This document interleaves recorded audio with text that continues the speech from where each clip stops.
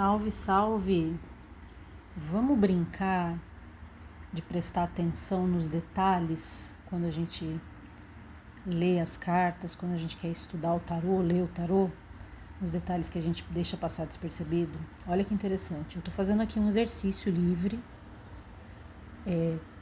tá aqui o deck, e aí eu tirei, a intenção era ter tirado 3 cartas.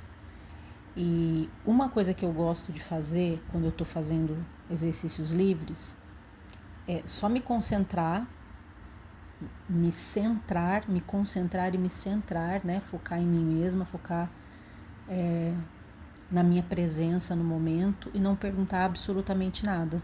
Que na verdade, se a gente for analisar, essa deveria ser a única tiragem de tarô que a gente precisaria. Porque o tarô ele está lendo o nosso campo energético, a nossa energia mental, a nossa frequência, a nossa sintonia.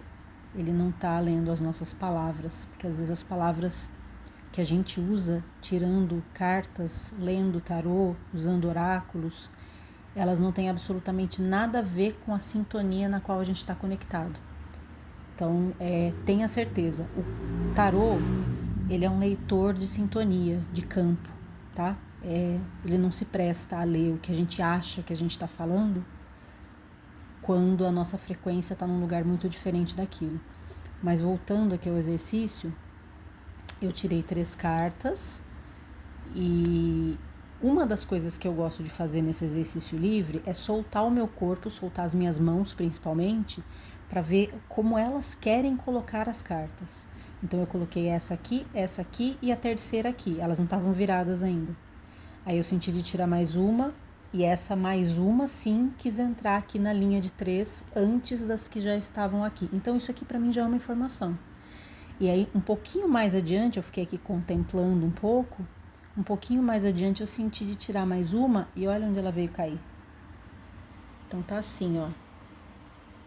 Tá? Essa aqui tá mais separadinha, como se ela fosse uma informação extra, foi assim que eu entendi, né? Um significador, uma legenda para alguma coisa aqui, porque ela quis ficar para cá e não aqui junto.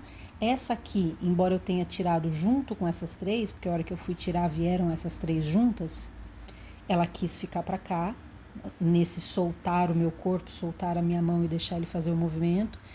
E a outra carta da outra leva que eu tirei é que ficou aqui. Então veja, aqui isso já me sugere, na minha interpretação deste momento aqui, porque num outro momento talvez eu fizesse outra interpretação, que aqui a gente tem um bloco de informações para ser lido juntas, aqui a gente tem uma outra coisa, e aí eu fiquei com a sensação que aqui tem a ver comigo e aqui é uma informação ancestral. E aqui a gente tem um significador, tá? Então é claro, isso aqui dá para desmembrar em um monte de coisa, fazer a leitura propriamente dita, que não é o objetivo aqui da minha fala. E aí, uma outra coisa que eu gosto de trazer para atenção, esse deck aqui, o nome dele acho que é Dark Fairy Tale, né, os contos de fadas sombrios. Eu adoro as ilustrações desse deck, é um deck que eu uso pouco, na verdade, apesar de eu adorar tanto a energia quanto as ilustrações dele.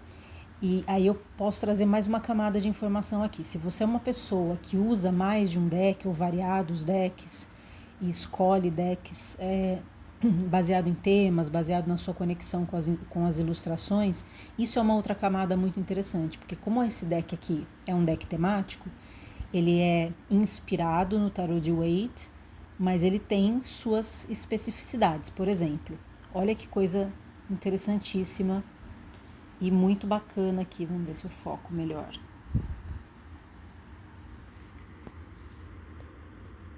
Ó, esse aqui é o 3 de espadas desse tarô, e ele tem o clássico coração aqui com 3 espadas, mas assim, é incrível a ideia que eles tiveram. Uma figura aqui feminina tocando violino. Então, a sensação que eu tive olhando aqui especificamente tem a ver com expressar uma dor, e talvez expressar uma dor de maneira criativa ou artística.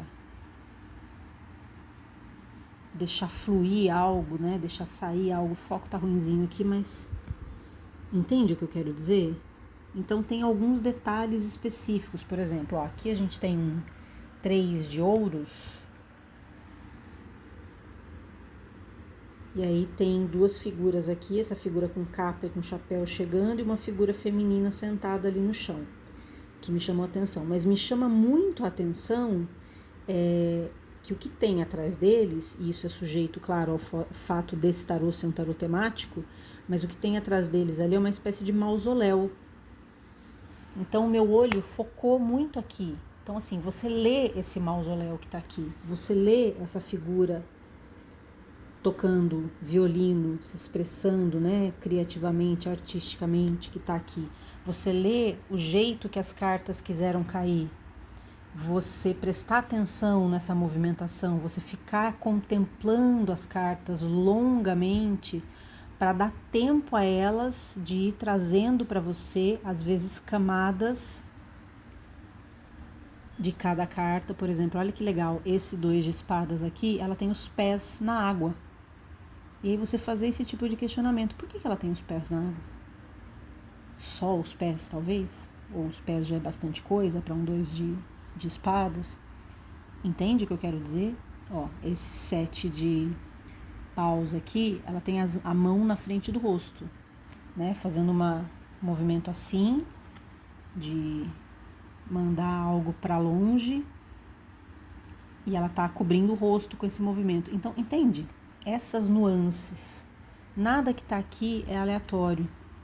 E você prestar atenção nesses detalhes que são do movimento natural do tarô e da informação natural que as ilustrações e os símbolos te trazem, só conectado com como você tá no momento, centrado em você, sem procurar algum substituto mental para a vibração que já está ao seu redor, tá? Isso também pode ser muito interessante, muito rico na sua leitura com o tarô.